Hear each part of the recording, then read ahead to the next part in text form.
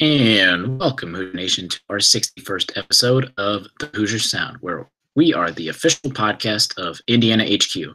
Our mission and goal is simple. We want to bring in-depth analysis and coverage for Indiana University sports to as many fans as possible across a multitude of modern platforms. We are recording this edition of the Hoosier Sound on Tuesday evening, November 6th, where I am your host, Noah Freeman, and here with me tonight is my usual co-host, Matthew Lukens. What's up? If you want to see us live and participate in the ongoing chat, catch us Tuesday evenings at 8:30 p.m. on our YouTube page or our website. If you miss us for the live broadcast, you can subscribe to our show for free on whatever platform you listen to podcasts, so you can listen on your own time. Check out our Twitter and Facebook at The Hoosier Sound and subscribe. All of the information is in our website, thehoosiersound.com, as well as our new partner, IndianaHQ, at indianahq.com. All right, Hoosier Nation, it is time for some sports talk. But first, Matt, what is your memorable monologue for this week in IU sports?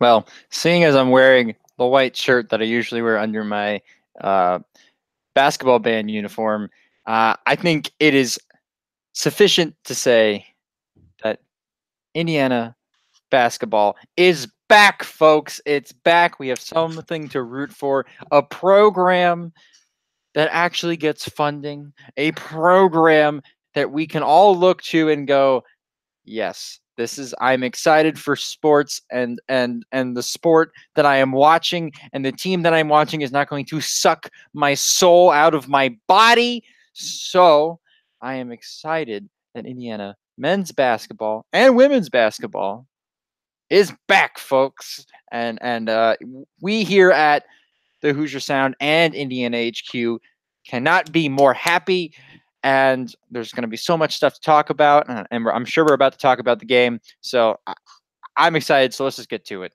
Yeah, but first I want to talk about my specific thing just for a second. All right, fine. We, or me, are starting just a new segment of the Hoosier Sound called the Hoosier Sound Off. So yesterday and then this morning, I released just a quick 3-minute podcast, just updating you about what has gone on within recent sports. So yesterday I did a 3-minute update on basically what happened over the weekend. This morning I did another 3-minute update on what happened recently. So just check those out. The Hoosier Sound Off again. Those are nice little things that I'll probably eventually do Monday and Friday, since the podcast will release for most of us Wednesday morning. But make sure to check those out, especially just because it's 3 minutes. You'll get a lot of quick updates, especially for not just IU basketball or football, but I try and sprinkle in all of the other IU sports as well. And if you have suggestions on what you want me to talk about, even in those updates, shoot us a message. But let's get into Chicago State. So after a long game, Indiana has lost to Indiana State on their opening game. Oh, wait, we're in a new season, aren't we? Ha ha ha ha ha. The matchup with Chicago State was just a little bit different, obviously, compared to Indiana State last year. But Chicago State, 104-55, and yes, 104-55 if you are living under a rock and you didn't see any of the scores yet. But we had a very sizable win. I'm not sure how far recent this has gone back for how big our win was, but it's a 49-point win is nothing to be ashamed about, even on the first game to a poor opponent. Yeah, Chicago State is not good at basketball, and so I am not going out on a limb to say that. I thought that our defense in the first half was the worst that I had seen it in the last probably 15 games here at IU. There was a lot of missed switches and just things that were just like mental mistakes. You're like, guys, what are you doing? But the offense was clicking much better than it was during the exhibition game.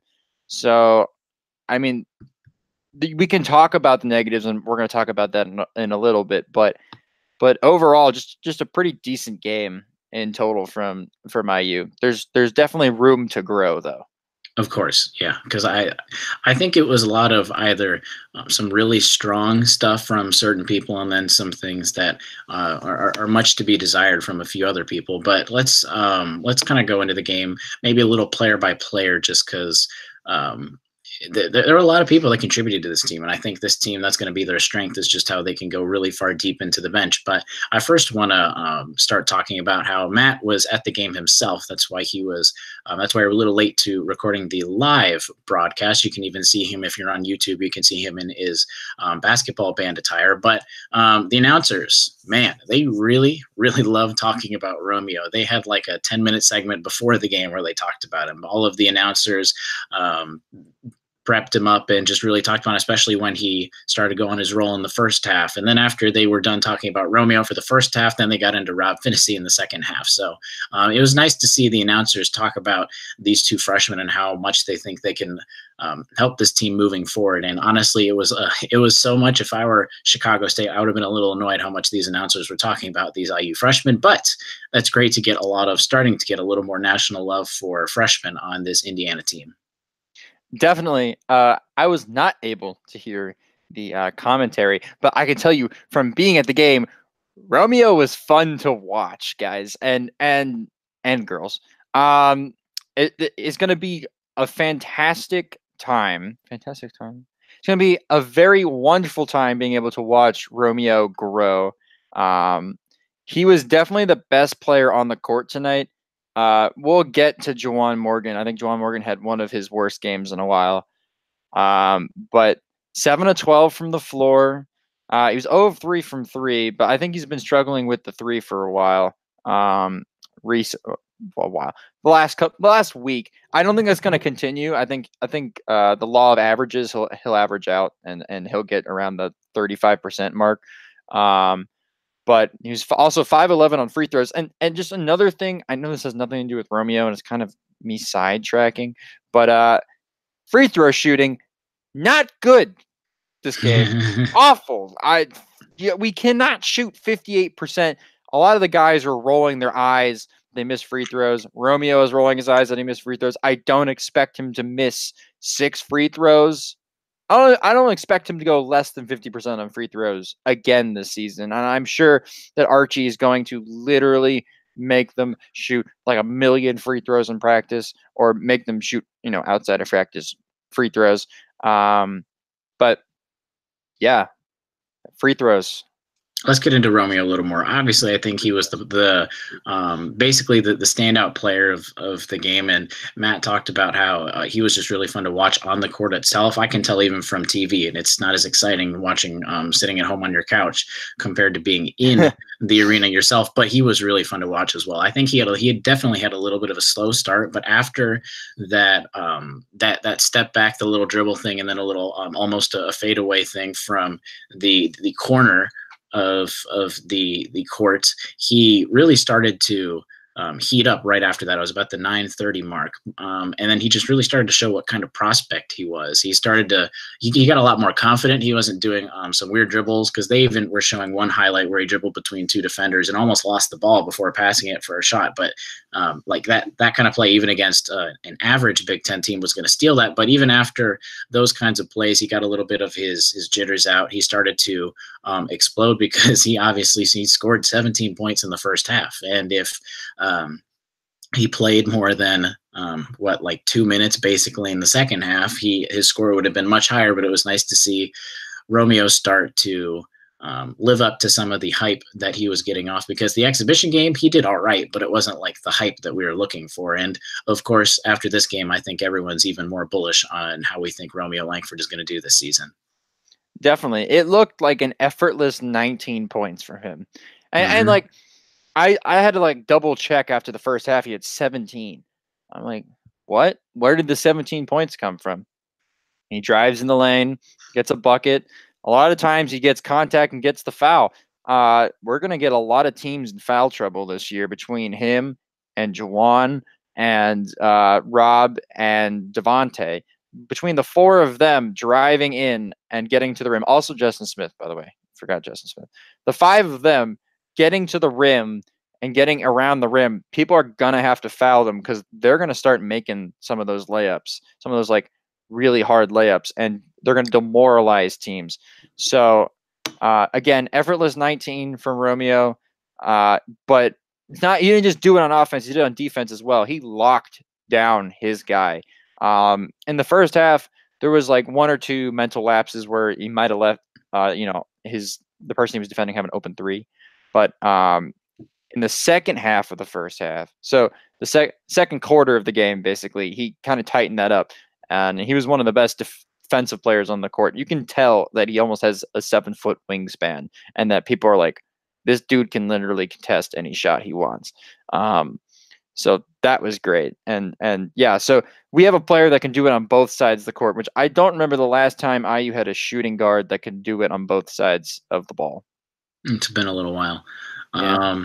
But yeah, you look at obviously the 19 points, and he got those 19 points going 0 from 3 from beyond the arc, which I don't think that's going to happen very much throughout the year. And like you mentioned, 5 for 11 from the free throw line, which he didn't miss a free throw in the second half out of his 2 attempts, but still, he's not going to miss a lot of those shots. So if he can score 19 points off of 26 minutes, and really it was just those probably, 12, 13, 14 minutes in the first half. And then he starts making his threes. He starts making a couple more free throws. Man, that's a 30-point game, basically. But he also got 4 rebounds, 3 assists, which is good overall. Only 1 turnover, had a steal. So great opening game from Romeo. Of course, it's not a great competition, but we saw like I said, we saw a lot of what the hype is starting to go around. But let's move on to another player that I think that impressed most of us. And I think maybe the second most impressive player of the entire game was Evan Fitzner. Yes. It was 12 points in 10 minutes off the bench and 5 rebounds in the first half. And of course, the second half, everyone garbage time, but he's still at the end. He scored 14 points in 16 minutes. He was 5 of 6 from field goal, 1 for 2 for 3. He had all 3 free throws, which besides Devontae Green being perfect from the line, Evan was the only other person to be perfect from the line. He had 6 rebounds, which is great for a big guy that's supposed to be more of an outside presence than maybe an inside for how he is. He can block. And like I said, he did all of this in 16 minutes. Yeah. Great all-around game. Very promising for the future of this IU team. I think he could give a run. You give Archie a run for his money about keeping McRoberts in the starting lineup.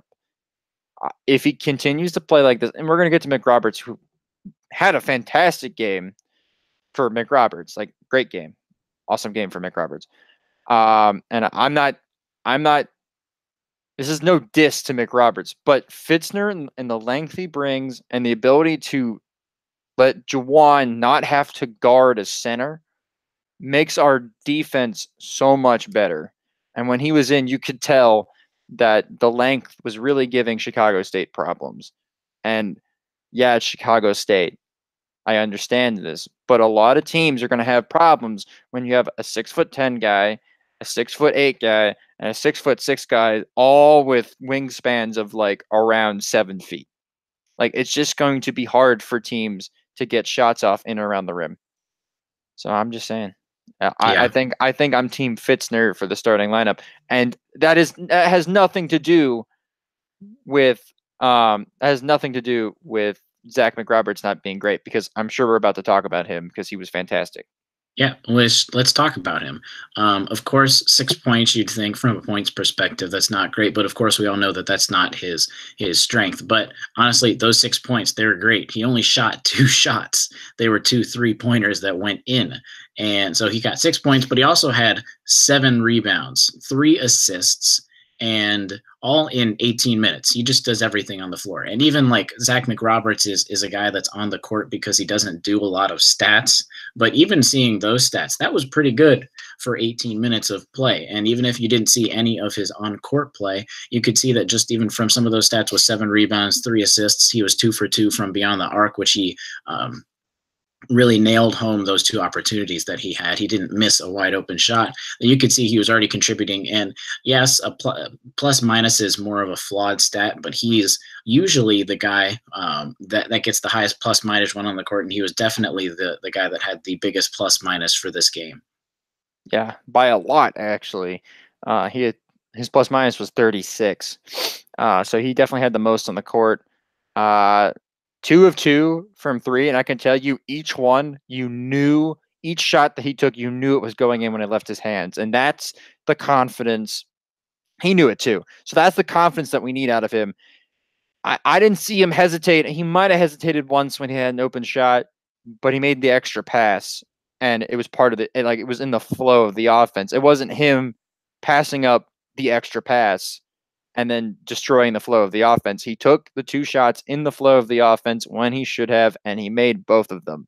So Zach McRoberts has become the new I don't want to say he's the new Nick Zeisloft, but he's definitely going to be our Matt McQuaid. And you know who Matt McQuaid is for Michigan State. And we're about to talk about Michigan State in our Big Ten preview. But he's our Matt McQuaid now. And I will go on the record as saying that. The better part you talked about in the flow of the offense, I think one of the best plays of the game, period, was that wide open 3 that he had. It was a drive into the lane and a kick out from the arc after they saw that there was a better shot. And that was how he got his wide open 3. So I thought that was also just a lot of selfless basketball from this team. There was a lot of passes, especially I remember specifically a couple of plays at the beginning of the first half, or no, around the middle of the first half, where we would pass like 7 or 8 times, a bunch of bounce passes, chest passes, all of it just before getting the best shot. And no one's afraid to pass the ball. No one's afraid to shoot the ball as well. So I think that's good for sharing as well. But let's get into another guy that if you look at his stats was not too bad. Let's talk about a little bit about Devonte Green, even though I think it was a game where you saw just a lot of good from him, but also a lot of question marks from him. So why don't you start out with what you saw from Devonte? Devonte took a lot of threes. He took 6 threes and only made 1. The most out of one single player. Yeah. But all of them that not all of them. I think all but 2 were in the flow of the offense. Like, he took good shots.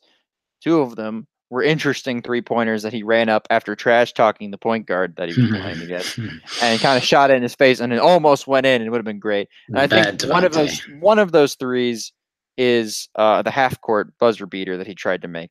So, which was I won't count that against him. The play before that, though, is not the best. So right. The 3 he did make from the corner at the beginning of the game was fantastic.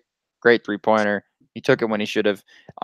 If he can get more consistent on taking shots in the flow of the offense, he's going to get shots and he's going to make them. Obviously, he had 15 points. He's 5 of 12. But 4 of 4 from the free throw line. So I will take that. And he only had he had 4 turnovers. I'm trying to read this. Yeah, he had 4 turnovers. That's not good.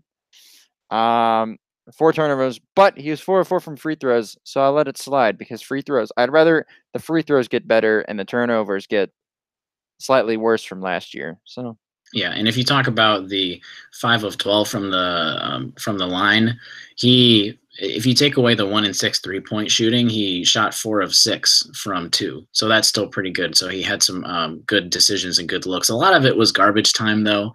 So some of at least from a scoring perspective, I'm not going to take too much into him having the second most points on of the team today, because it was really a lot of around the 10-minute mark when we started to take guys out. But I agree, especially that 4 turnover stat is very key, because that's where he gets sat, is some of those stupid and silly mistakes that he makes. Let's go on to another guy that scored a lot, but it was I felt like it was a quiet game from him. Let's talk about a little bit about Justin Smith. So 4 of 7 from the field, 5 of 8 from the free throw line, which if you take away the 2 miss or the 1 miss, at least at the beginning, I feel like Justin, out of all our games, has gone to the line. Like, that's the first thing that everyone does is Justin goes to the line. But what have you seen from Justin thus far?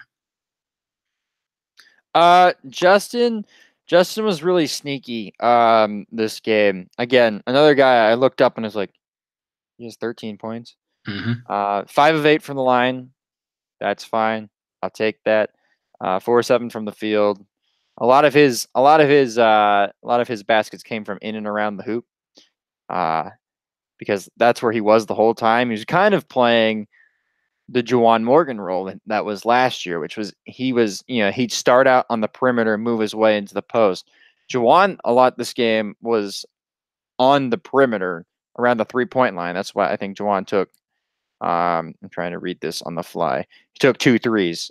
Justin didn't even try a 3.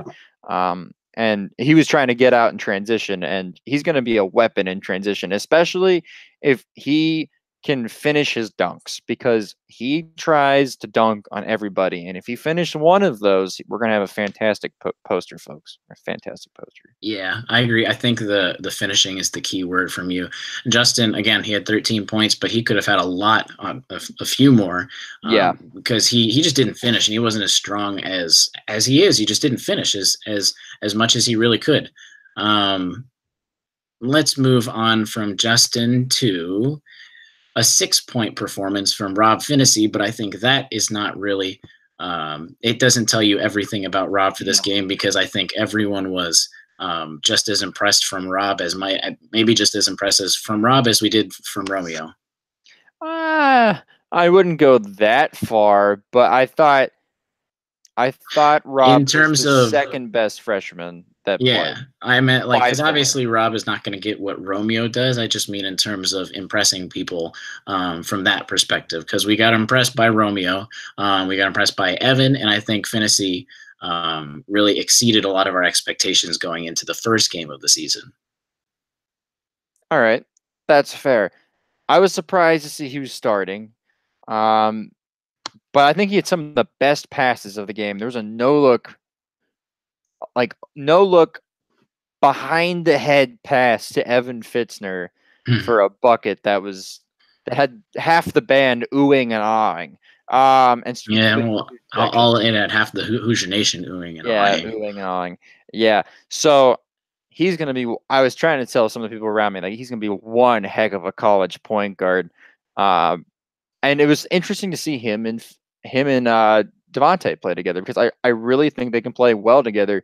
They're two like creating point guards, but as I said, Devontae can get his shots. Like, he's gonna get his shots because he's a good 3-point shooter and he gets open. So I think they can play really well together, and the offense will flow really well with them. I don't know about defensively how that's going to work out to, like, how that's going to work out well. It's going to work against Chicago State because they still had the height on them, on the Chicago State players. But I'd be interested to see what that's going to be like when we go into the Big Ten season. I think he's a guy that's really going to turn into a floor general, which is what we kind of need. And John Crispin was really talking him up. He said the biggest comment that he gave him over the air during the game was that he could be one of the better point guards in the Big Ten, not just for the future, but this year. And then he also equivalated. That's not a great word. He really.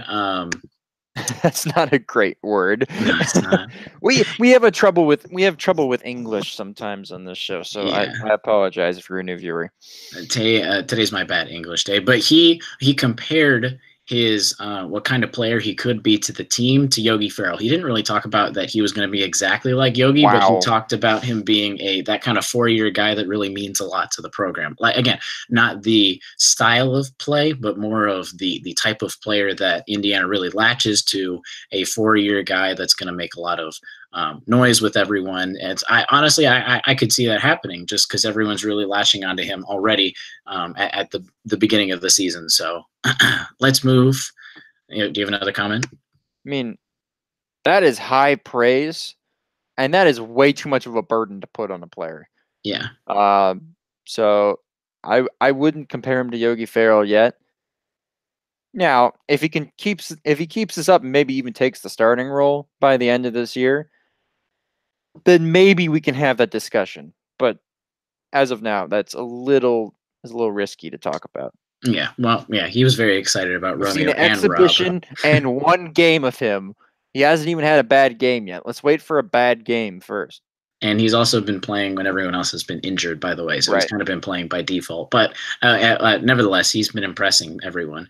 Do you want to talk a lot about Juwan Morgan? Because I think he did not have a great game compared to at least what he can do. I think there are a lot of reasons we could guess as to why he didn't have a normal game for him. But do you think we really need to dive too much into Juwan, or do you think he's someone that we need to talk about that we're worried about if we see it 3, 4, 5 games in a row? I'm not worried. He looked upset on the court when he wasn't finishing chances or foul calls were going against him. I think it was just an unlucky game, and I think the more these guys play with each other, the more Juwan's going to get his touches. He's going to get his points. So Yeah. I wouldn't look at that scoreline and go, "What? He went 4 of 9, had 9 points." Like what's happening? But he had 8 rebounds. He played well, and he had 2 dumb turnovers. But he was upset at himself running down the court. I wouldn't expect that from Juwan. He's gonna be the senior leader. So. Yeah. And honestly, we could. There's a lot of conspiracy theories that we could really talk about as to why he didn't do well. Like, oh, we didn't see the attitude from him. We didn't see the attitude from him. We didn't see this or that or something. So I don't think we need to dive a lot into Juwan. And Michael on YouTube chat said equivocate. That's the word we were looking for. Because we can't. Michael. No, we can't speak.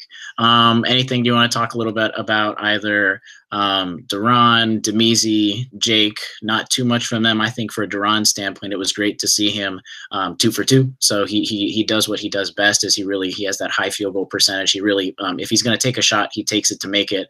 Only a couple rebounds, but from free throws. That's all I want to talk about Duran. Yeah, we'll add the more positive note that he played 12 minutes, which I think is more than everyone thought for the very first game of the season. So he's ahead of schedule from coming back from injury, and that's a great sign for IU, especially when we get to teams like Duke, where we're going to need his post scoring and his post threat.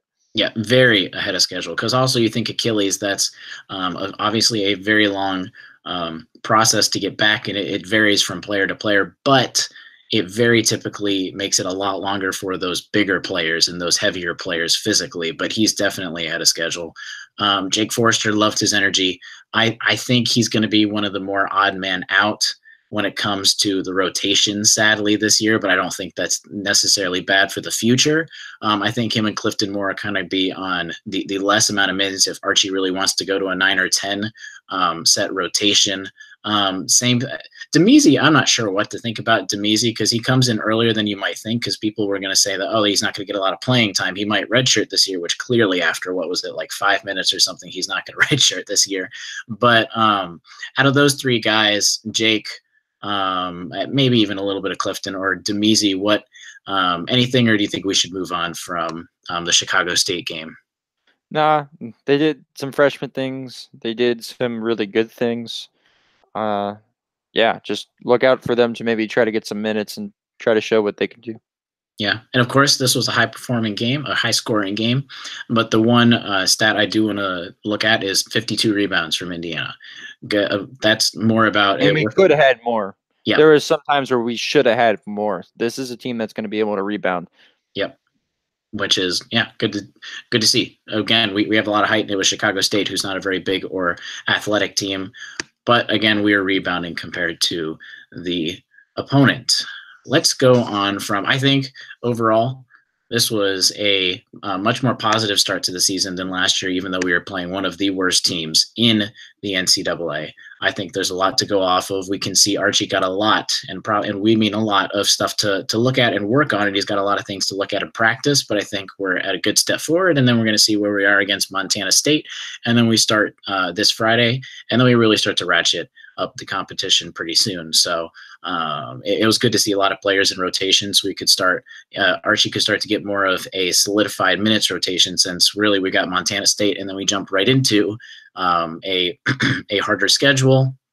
But let's move on to, speaking of moving on in the schedule, let's talk about the Big Ten preview. Before we do that, I want to try this out. I want to see you guys, the listeners, I want to ask you guys to write into us. We just want to hear a little bit about you. So whether you guys will DM us in Twitter or email us at thehoosiersound@gmail.com. Tell us a little bit about yourself. Tell us that you guys listen to the show, what you like, what you might want us to improve on or something like that. Let us know. We want to get to know you guys a little more as the listeners. But what we're going to do now for the Big Ten preview. So Matt and I both gave, before showing each other, we both kind of We gave our 1 through 14 of how we think the Big Ten is going to stack up by the end of the season, which, again, this is going to be really hard to do because the Big Ten is very up in the air this year for 1 to 14. But we both added did our picks. We put them together. We've got a list from 1 to 14. Any tiebreakers, I kind of used outside predictions. So we're just going to go last to first, who Matt and I think is going to be 1 to 14, and just talk a little bit about each team, maybe quickly, the ceiling and then the floor for each team. So the best the team can do, or how low they can do. So let's start at the bottom at number 14. Do we need to talk much about our 14th ranked team? It's Rutgers, which I think is no surprise to anyone. Most of the Big Ten standings and preseason rankings that we've seen as Rutgers down there again. And you need to talk about Rutgers being at the bottom? Nope. They suck. If everything goes well this year, how high, and maybe some other things for Illinois, Northwestern, Iowa, all those kinds of other teams that'll be close to them, if they exceed expectations, what is the ceiling for Rutgers this year? 1 Big Ten tournament win. Tournament, or 1 Big Ten total win out of just Big Ten conference play? One Big Ten tournament win. That's how bad they're going to be. If they get 1 in the tournament. Do you think they can get anything other than 14th, even if they have their best year and Illinois has their worst year? No, because I think Illinois has got way more talent than they do. What about Northwestern? I trust Northwestern's coach way more than I trust. I don't even know who Rutgers' coach is. So I trust Collins way more than I trust Rutgers' coach. Okay, so Rutgers is at 14th in your eyes, no matter what. They will. I'd be surprised if they win more than 3 games in conference. In conference, yeah, I agree with there. Even at their best. Yeah. But let's go to 13th. We'll go to Illinois. I know you had them a little higher, but most people are seeing them at right at the second to last. And really, it's not that hard to get second to last, at least. So there's not too much to talk about Illinois. What are you seeing? Because you liked a little bit of their talent this year. Do you think they're going to make a step in the right direction compared to last year? Really like his name's, oh God, I'm going to butcher it. Ayu Donsumwa. He's a guard from Illinois. He was like a 4-star going on 5-star guard from Illinois. He's really athletic. I really like him as a freshman. I think he's going to be fun to watch. And I think this Illinois team is going to be fun to watch.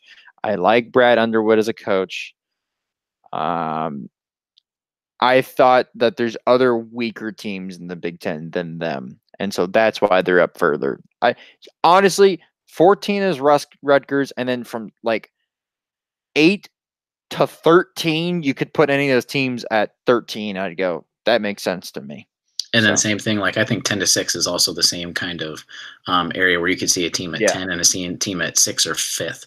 But yeah, I agree with you. The freshman, I guarantee you probably butchered his name, but yes, that the freshman Ayo Dosunmu, I think something like that. But I don't know. Sophomore Trent Frazier is also a guy that's really going to be key for this Illinois team.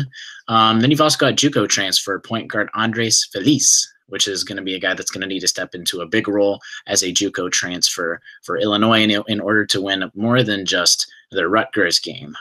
They've got the biggest question they've had is their depth in the front court. So really, if they play taller and longer teams, they're going to have a little bit of trouble, especially just because, like Matt said, they've got talent, relatively, at least to recent years for them, but they don't have a lot of depth. So it's going to see how they can play a 40-minute game. Next, number 12 is Northwestern. And you think at least about Northwestern the last couple of years, you think that's really low, but they lost Bryant McIntosh and Scotty Lindsey to graduation, and they don't really have any point guards to play. So Northwestern is pretty far down. I know you had them at 13th. So what are you seeing from Northwestern? Not much talent returning. I guess Vic Law is returning, so that's good for them. They lose Brian McIntosh. That's huge. They didn't really kill it in the recruiting game. But I trust Collins as a coach to at least get more than 4 wins. Yeah. So where do you think, if Northwestern has a better year than advertised, do you think what's their ceiling? What's their best case scenario for them? Probably 6 to 7 wins in the conference, pushing like mid-table. If they get really good point guard play and they find another secondary score. So you think ninth or 10th in the Big Ten possibly at their ceiling? Yeah. Yeah, Yeah. I agree. But I do think their floor is at 12th or 13th in the Big Ten. I know Their Matt had them at, floor could be last. yeah, depending on how well Rutgers, like we said, has Yeah. a best case scenario. But we didn't talk about best case for Illinois. Where do you think best case is for them since you were a little higher on them than most people are for this season? What was that? I'm sorry. You broke up. The Illinois. What is your? We didn't talk about their best case scenario. What do you have as their best Oh, case scenario? like I want to say like 10th in the conference. Which is pretty high for them, Probably. just Yeah. because they've got to really rebuild some things. Yeah. 9th or 10th. Yeah. Hopefully, they're on the right direction though. But let's go to our 11th team, Iowa, which I think Iowa is a team that could potentially be in like the top 7 or 8. But the big Yeah. question, and it's not even a secret of what question is, it's every single person that covers any type of basketball ever is asking if they can play defense. Because here's last year, they were 242nd in the nation for defense compared Wow. to their 19th best rated offense. So 242nd for defense and 19th in offense. So really for them to jump a lot and a lot of games and a considerable margin, all they need to do is really just have even a bad defense, not just a horrendous defense. They just need a bad to average defense, and they're going to jump up really far. But what are you seeing from this Iowa team? Because like again, you could see them doing really well, but you could see their floor being really low as well. Yeah. They're a weird team because they're going to be so good offensively. They might be a top 6 team in the Big Ten offensively. So they're gonna Oh, run if not higher, if yeah, not even yeah, higher for yeah, just offense. Yeah. yeah, yeah. So they're gonna run some teams off the court just by blowing them away.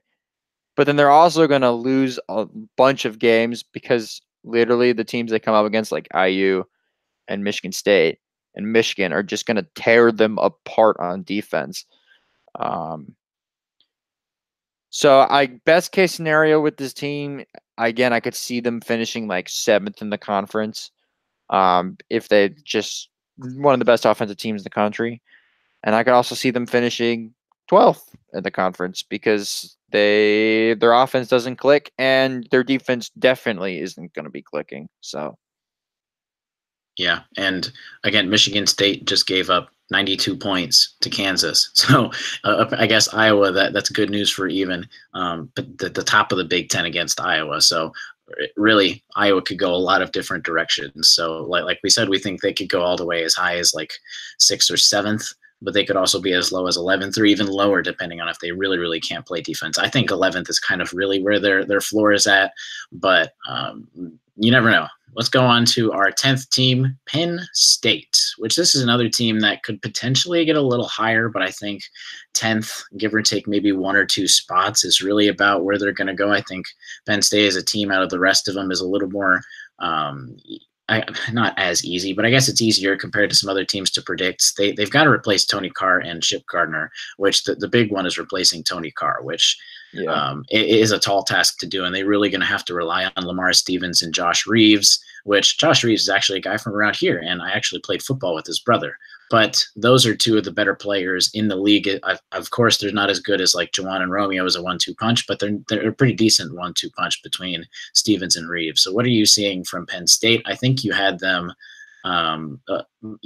about where everyone else was for in terms of 9th or 10th in the Big Ten. yeah, they're going to be good. I think they're going to be pretty decent defensively. It's just, are they going to get production from Reeves and are they going to get production from somebody else on the offensive end? Because they're going to need somebody who can be like take over games. And I look at their roster and I go, as a backup player last year, is a freshman, is a very good defensive player, but, has some things to work on offensively. You go down the list and you go, I don't see a player on here that's going to be able to score 15 in a game when they're going to need somebody to score 15. And so they could I think Jared Morris talked about this on the Monday version of the assembly call, but they were the team that needs Banner a morning. star. They need a Romeo Langford. They definitely need somebody that can go and get a bucket, and they don't have that. So their ceiling would be they find somebody that can go and get a bucket, and they can push for like the top 6, or they just fall apart without Tony Carr running the offense, and they can get like 12th. I'm picking everybody to finish 12th. But, like I said, you can replace anybody from 8 to 13, and I could go, yeah, that makes sense. Yeah, exactly. Let's go to number 9, Ohio State. They obviously, you got to give a lot of coaching credit to Chris Holtmann, so you can't really count them out just yet for anything, because even last year with all the talent they had, they still exceeded everyone's expectations. But obviously they lost a lot with Keita Bates-Diop.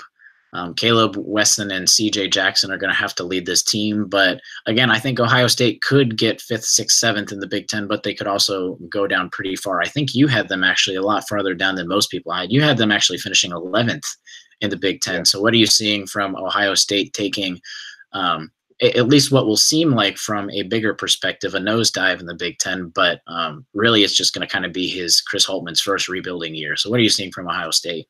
I like Wesson and Jackson. I like Wesson a lot. I think Wesson's going to be he already is a pretty decent college basketball player, but I think he's going to be a very, very, very good college basketball player come another year. But I feel like I can't shake when I look at this Ohio State team of the look of one of those 2010, 2009 Indiana teams where we have one really good guy and the rest of the team, I go, are these really Big Ten players? Like they're good D1 players, but are they Big Ten players? Are they a Power 5 player? And I don't think a lot of those players on that roster are, or they're not ready yet. They're just too young. And you can't expect non-5-star freshmen to just jump into a starting lineup. We're not doing that with Rob Finney, and we all know how good Rob Finney is, and we're not going to do that with Jerome Hunter, and we know how good Jerome Hunter is, and Ohio State doesn't have anybody that's better than those guys. So I thought that there's going to be hard for them to find production anywhere on the court other than Wesson, and then if Wesson's the only one producing, then Wesson's going to get double teamed. He's going to have a heck of a time trying to score. So I love Holtmann as a coach. I don't like the players that he has right now. Nothing against this particular player, because he's kind of like our Zach McRoberts, but when Little Dockich is going to get as much playing time as he's going to get, you know that there's not as many pieces around Ohio State as you'd like to see with them. But let's go to number 8, Minnesota. This is another team that's got 2 of the better players in the league with Jordan Murphy and Amir Coffey for them, which is no surprise there.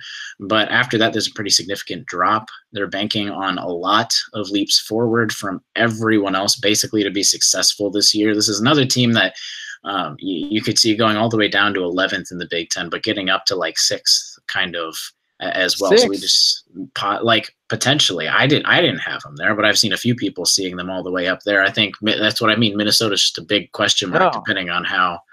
I think this Minnesota ceiling is like 2nd in the Big Ten, which is I'm dead serious. Huge. Yeah, like they can go from, what do we have them ranked right now? Were they 9, 8? Yeah, I think 7 or 8 is about where they're going to be. But everything clicks right, and Isaiah Washington has as good of a game, is as good as he was in their exhibition game, then I could 100% see them challenging for like a top 4 spot in the Big Ten. I love Isaiah Washington.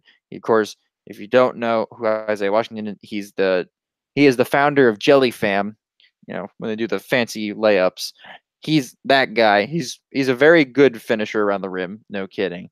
But he's a pretty decent basketball player, when he's not around the rim as well. So they're expecting him to step in the starting point guard role, and if he can do that really well, I think this is going to be a very dangerous team with Jordan Murphy and Amir Coffey.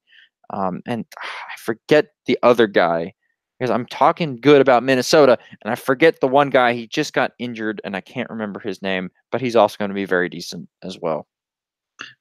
Even Alex Bozich from Inside the Hall had Minnesota as 11th in his preseason ranking. So it just goes to show you how all over the board Minnesota could potentially be at the very end of the season. But let's go to another interesting team. And I feel like all these teams are really interesting. But after this, it doesn't get as much. But Maryland at number 7, they've got a lot of talent and could be really good this year. But I feel like that's been their narrative most of the time, basically the past few years, at least very recently, it seems. But they've got to replace Kevin Huerter, which is huge, a huge guy that they lost, kind of like Penn State losing Tony Carr. But they're going to really rely on Anthony Brown as a key player, but also Bruno Fernando is a great big guy. They could definitely make the NCAA tournament, or they have the pieces to, but again, it's kind of like I got to see it to believe it for Maryland to start getting into that upper top 5, top 4, top 3 of the Big Ten. Like they've got the pieces to, but they just really haven't exceeded expectations for many years. Yeah, they also got a 5-star this year, like under the radar, but they got a 5-star to come in. Mm-hmm. Bruno Fernando is going to be a great player. I could see them finishing top 4 in the Big Ten, and I could see them finishing 11th.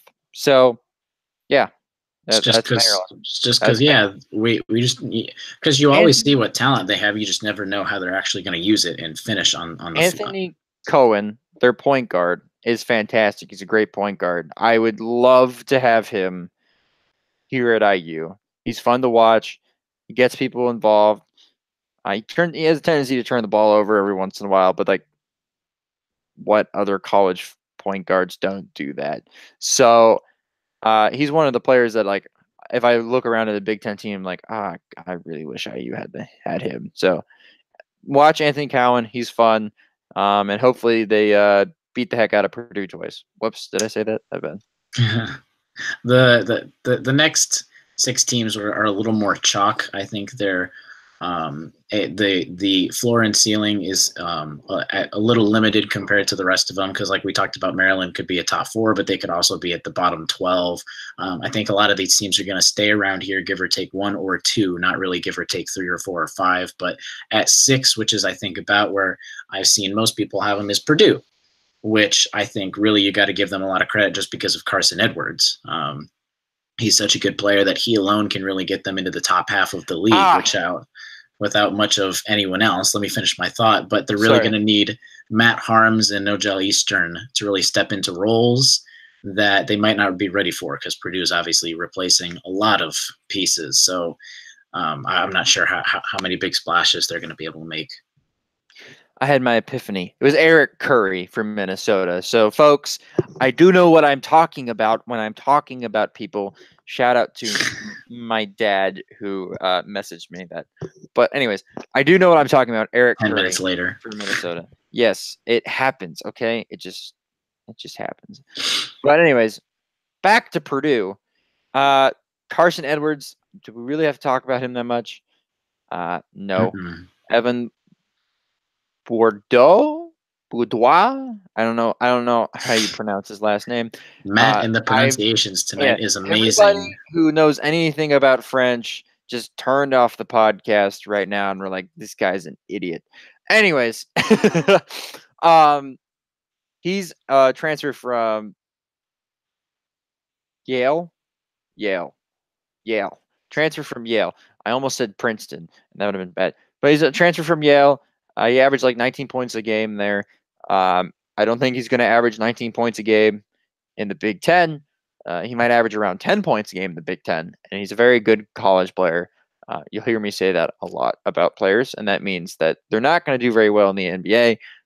But in college, something they do very well makes them a very good basketball player that will not translate to the next level.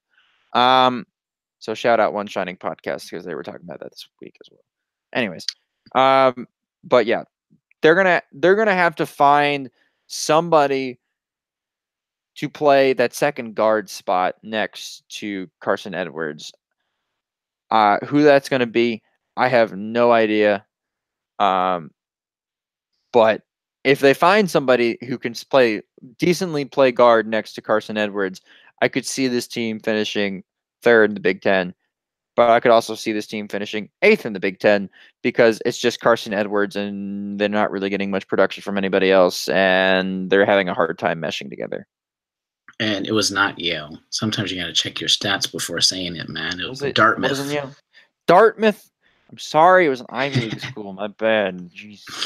Yeah, they're all within like 100 miles of each other. So my bad. It wasn't as bad as your Tennessee offensive coordinator mistake, which oh my goodness, made me delete my Twitter. But anyway, let's not talk about that. We're not going to talk about that. Let's go to fifth in the Big Ten, Nebraska. Big question mark for them. I mean, they're definitely going to exceed expectations compared to where they were a few years ago. But what are expectations for Nebraska basketball? Because you can't get much worse than around the Big Ten for expectations. Yeah, exactly. I think they can make it back to the NCAA tournament. That's no secret. They're really going to rely on veterans James Palmer Jr. and Isaac Copeland to really get things done this year. But what are your it's kind of weird talking about Nebraska. What are your thoughts on Nebraska? I don't think they're going to win the Big Ten. I don't think they're going to get second in the Big Ten. Some people are picking them to get second in the Big Ten. I'm like, what are you smoking?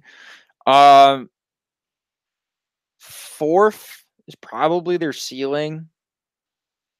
But they don't have a low floor either, I don't think. No. And like sixth is their floor. Like they're going to be a top 6 team. They're going to win a lot of games at home. But are they going to be able to win games on the road? That is my question. Are they going to be able to come into Simon Scott Assembly Hall and beat us here? I don't think so. Are they going to be able to go to Michigan State and win? I don't think so. They had a joke of a Big Ten schedule last year, and I think they're going to get hit in the face a little bit. They're still going to make the tournament, which is good for them because they're a very good team. But they might not have as good of a record in conference as they did last year. But I think the selection committee is going to go, yeah, they played some teams this year. They actually probably beat 1 or 2 of them at home. So they're good enough to make in the tournament this year. Yep. And we both agreed on the next one, Wisconsin, because Ethan Happ. And I just wrote Ethan Happ, ... ugh. Ethan Happ and Brad Davidson. As a small, miniature white guy with absolute no bounce, I love watching Brad Davidson play. It makes me think that I can play, and I know I can't because I have no jump shot. So thank you, Brad Davidson, for doing that. But yeah, I think we have them. What do we have them? 4th, 5th, 4th? Mm-hmm. 4th. Yeah, I think their ceiling is 3rd, and their floor is like 6th. If that. Everybody's coming in 6th place, folks. Yep. I think they're back to being very consistently in the top 5 in the Big Ten. They had their coaching transition. I think it's over, but they've got a lot of depth, especially in the backcourt. They're getting a lot of guys back from injury last season, which I think was kind of under the radar for them. They're going to be they're not going to be the best in the Big Ten, like you said, but they're not going to be anyone to mess around with, which thankfully they don't have to go at Wisconsin to try and play them, which is but let's go to number 3. And this is the last year Ethan Happ is here. He gets to leave. Exactly. Hasta la vista. Goodbye, good sir. Last year, thankfully. Yeah. Number 3, Indiana, which I think which everyone's talked about this much, so we're not going to talk too much about Indiana because I think their ceiling could be winning. Their ceiling is winning the Big Ten. Whether I don't think that's going to happen, you don't think that's going to happen, but that is their ceiling on a good year. Everyone else not doing as well as they could be. I think their floor, man, this isn't even being a little. I don't even want to think about this, but 5th, 6th, 7th in the Big Ten, maybe not even 7th. I think 6th or 5th is kind of their floor. I think that's going to be around 7th. Where they hover. Yeah, 7th.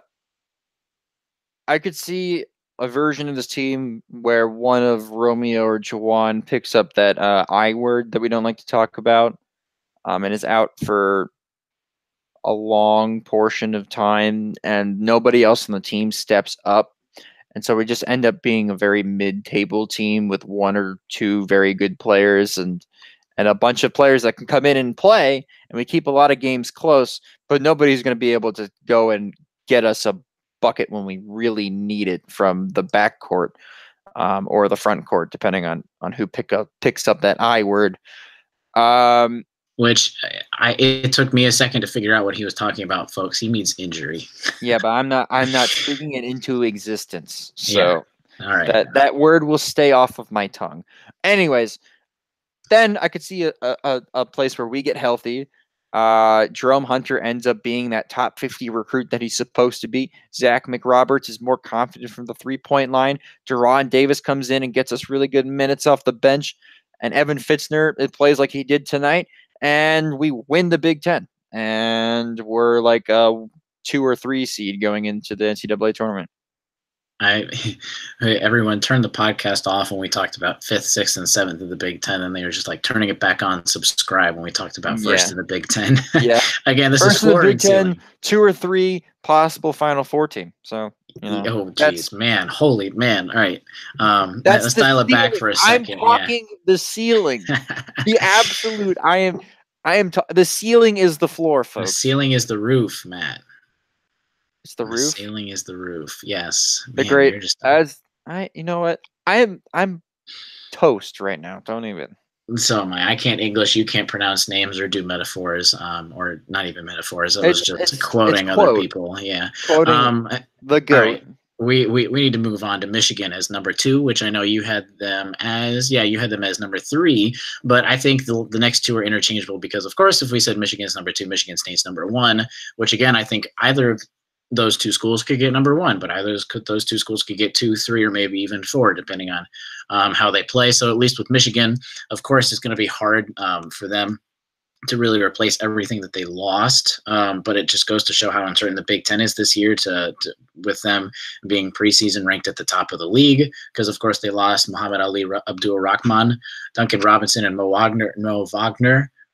They've got Xavier Simpson, a defensive guard that can really help lead this team, with Charles Matthews, which is going to be one of the better forwards in the league. And again, you can't really ever take anything away from John Beilein because his coaching is going to get them further than most people think, probably. Yeah, I don't think we can doubt Coach Beilein now. Was it 3 championship games in 7-8 years? Something like that, yeah. Yeah, you can't doubt this man now. He's one of college basketball's best coaches. He's a top 10 coach. Being asked about NBA jobs. Yeah, he is. And as all great college basketball coaches are. And some of them are sitting on the couch somewhere drinking Casamigos tequila, wanting a job in the NBA at Rick Pitino. Anyways. So it's not Tom Crean this year. Not Tom Crean. He's got a job this year. Pitino. I hope Rick Pitino actually gets on ESPN and he's an analyst because he's a great basketball mind and we could definitely do it. If they can hire Bobby Knight, they can hire Rick Pitino. Anyways, that's a sidetrack. We're talking about Michigan. Charles Matthews, going to be a really good player. Is he going to be able to be their go-to scorer and their star? Maybe. Basically, is he going to replace Wagner? Is he going to be able to be their star over Wagner? Is Ignaz Bridstakus? Why has the Big Ten recruited people with the most impossible names? Anyways, Ignaz Bridstakus, can he not fill Mo Wagner's shoes, but can he come in and step in and be decent enough in which, yes, you miss Mo Wagner, but there's like a sense of like, okay, the hole has been fulfilled, like he's not going to go out there and get you 13 points a game and 10 rebounds, but he's getting 10 points a game and 5 or 6 rebounds where he's a decent enough player where other people can help, take off that load. Charles Matthews, they have a very interesting freshman. I forget his name for the life of me. I'm sorry, guys. I'm just so burnt out from being at the game. But he's going to be fun to watch. He's an international player. He should be fun to watch. But yeah, ceiling, win the Big Ten. Floor, like 4th or 5th in the Big Ten, but still make the tournament. Yeah, I even think fourth or fifth is even a little low, just because I think they're going to be a pretty decent, definitely top four, if not top three, consistently the entire time. But let's go on to our last, Michigan State, which again we could interchange a lot of these teams. But of course, they lost Miles Bridges and Jaren Jackson, so of course that's a lot of huge production that they don't even know how they're going to be able to replace, but it starts with Cassius Winston. He's going to be huge for them, along with Joshua Langford, the other Langford in the Big Ten. And Nick Ward is someone that really, really needs to step up for them, because I think he was not what they wanted him to be last year. And I don't think they didn't reach their ceiling because Nick Ward needed to do better than he did. But they can win. They could also get outside the top three as well, depending on how well apparently their defense does with their opening game tonight. But thoughts on Michigan State real quick? Cassius Winston's a fantastic point guard, and he's so much fun to watch as a person who's grown into becoming a bit of a basketball connoisseur. So he's fun to watch. Nick Ward's a great college player. Like I said that a lot. But he is a great college player. Josh Langford's pretty decent as well. Can they find a fourth player to come and step in and score? And they'll be a top 10 team all year, I'm sure. So first in the Big Ten, I pretty much no doubt for me. Tom Izzo's a great coach. Floor is probably like third, and that's if things go very awry. Yep. So just to repeat, this is both and I, Matt, combined. So we average everything out. Standings: Michigan State at 1, Michigan 2, Indiana 3, Wisconsin 4, Nebraska 5, Purdue 6, Maryland 7, Minnesota 8, Ohio State 9, Penn State 10, Iowa 11, Northwestern 12, Illinois 13, and Rutgers at 14. Before we wrap it up real quick, we just got a couple questions that came through Twitter. Now, I want this answer could be 300 episodes. But David on Twitter asked, I just want one thing from you, not even like a sentence, just a couple words at Tom Allen. This is the question from David. Tom Allen has wins over 2 Big Ten teams, Illinois and Rutgers. What has to change? I'd want a very quick answer, because we could dive way too far into it and it's already a later episode. Offensive coordinator. Okay, there we go. Frame by frame hoops. Last question, are we going to get the 9th this year? #Quest4 9. That means the soccer 9th championship. So how do you think this soccer team is going to fare when it's all said and done? I think we're the most well-tested team in the country. I think we've gotten better as the season has gone on.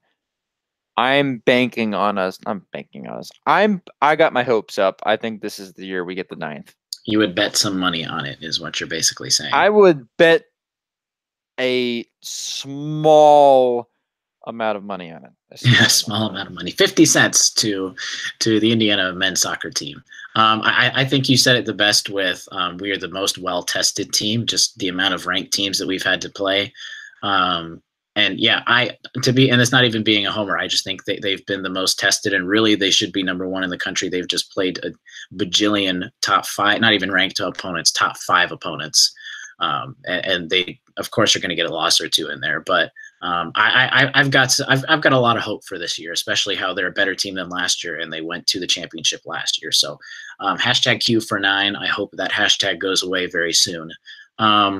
But that wraps it up for our 61st show of the Hoosier Sound. Thank you so much for joining us. We really, really appreciate your support.